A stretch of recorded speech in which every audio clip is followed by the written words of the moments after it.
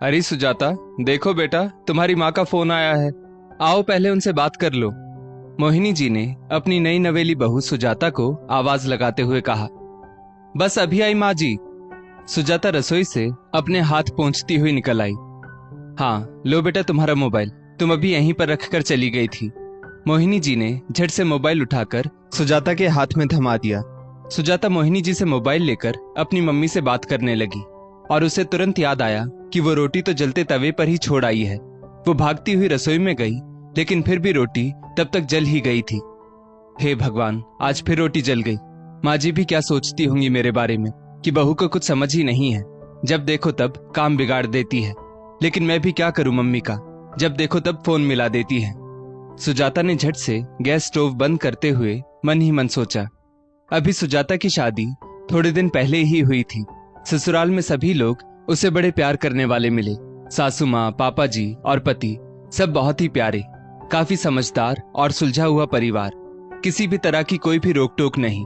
खाना बनाने के लिए भी सास मोहिनी जी सुजाता को मना ही करती और हमेशा एक ही बात उससे कहती, सुजाता बेटा अभी आराम कर लो, क्योंकि अभी तो मेरे हाथ पांव चल ही रहे हैं। जिंदगी में एक बार जिम्मेदारियां ओढ़ ली तो जीवन भर चूल्हे चौकी की ही होकर रह जाना है। लेकिन सुजाता अपने स्वभाव अनुसार हर बार यही कहती, माँ जी मैं बैठी रहूं और आप काम करें, ये क्या अच्छा लगेगा। और सुजाता जबरदस्ती मोहिनी जी का हाथ पकड़कर उनको रसोई से बाहर बैठा आती। जीवन भर तो काम ही करती चली आ रही थी मोहिनी जी, तो बिना मतलब आराम करना उन्हें अच्छा भी नहीं लगता। लेकिन अपनी बहू सुजाता से वो हार जाती और चुपचाप बैठ जाती, क्योंकि कहीं ना कहीं बहू का लाड़ उन्हें अच्छा भी लगता। और इधर सुजाता अपने मम्मी पापा की इकलौती बेटी थी। शादी तो कर दी उसकी माँ वंदना जी ने उसकी, लेकिन वो सुजाता से मोह नहीं छुड़ा पा रही थी। जब भी उन्हें सुजाता की याद आती तभी झट से फोन उसे घुमा देती और उससे तरह तरह की बातें पूछा करती। तुम्हें ससुराल में कोई कष्ट तो नहीं है, कोई कुछ कहता तो नहीं है, किसी की जबरदस्ती सहन मत करना, कोई परेशानी हो तो तुरंत हमें बताना, हम तुरंत आ जाएंगे। तुमको ब्याह जरूर दिया है, लेकिन अभी भी हम लोग तुम्हारे लिए हर समय तैयार खड़े हैं। डर डर कर मत रहना, एक बार डर जाओगी तो ये ससुराल वाले जिंदगी भर डराएंगे। मम्मी आप समझती क्यों नहीं, यहाँ पर सभी लोग बहुत अच्छे हैं, बहुत प्यार करने वाले। शादी को इतने दिन बीत गए पर मुझे तो एहसास भी नहीं होता कि मैं ससुराल में हूँ। आप सब लोगों ने मुझे कितना ज्यादा डराया था ससुराल को लेकर, लेकिन यहाँ माँ जी पापा जी मुझे बिल्कुल अपनी बेटी की तरह ही रखते हैं। और मेरी ननद छुटकी तो मेरी बहन और पक्की सहेली ही बनकर रहती है। और आपके दामाद जी भी मुझे पत्नी होने का पूरा पूरा सम्मान देते हैं। और मुझे क्या चाहिए।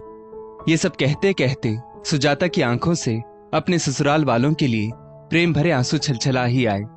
लेकिन सुजाता की माँ वंदना जी के ऊपर इन सब बातों का कोई फर्क नहीं पड़ता और वो अपनी आदत से मजबूर जब देखो तब फोन उसको घुमा देती और वही बेसिर पैर की बातें फिर से करने लगती।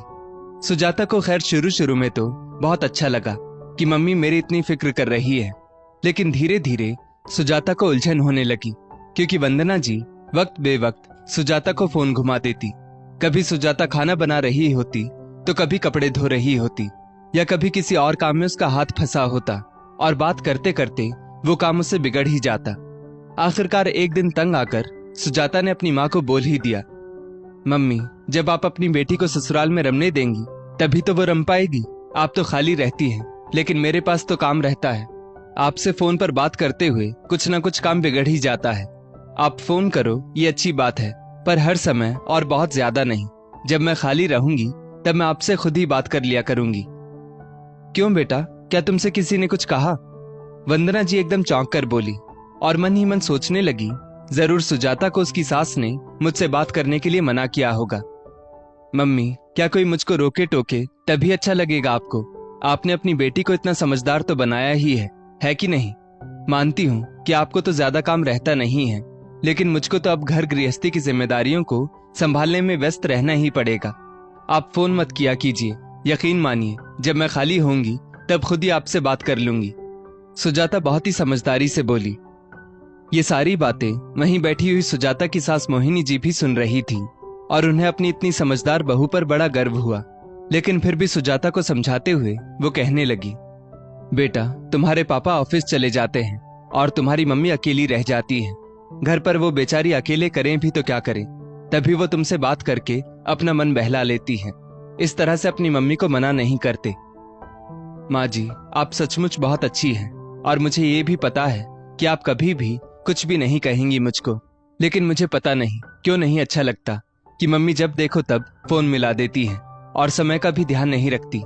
आखिर मैं अब इस घर की बहू हूँ तो मेरी भी इस परिवार के प्रति कुछ जिम्मेदारियां हैं, है कि नहीं? सुजाता मोहिनी जी के पास बैठते हुए बोली, ठीक है बेटा, लेकिन फिर भी मम्मी का दिल दुखाना अच्छी बात नहीं।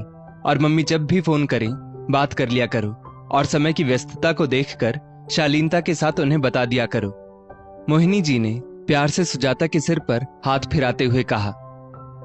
ठीक है माँ जी, सुजाता ने प्यार से कहा और मोहिनी जी भी अपनी बहू सुजाता की इतनी समझदारी भरी बातें सुनकर मन ही मन निहाल हुए जा रही थी।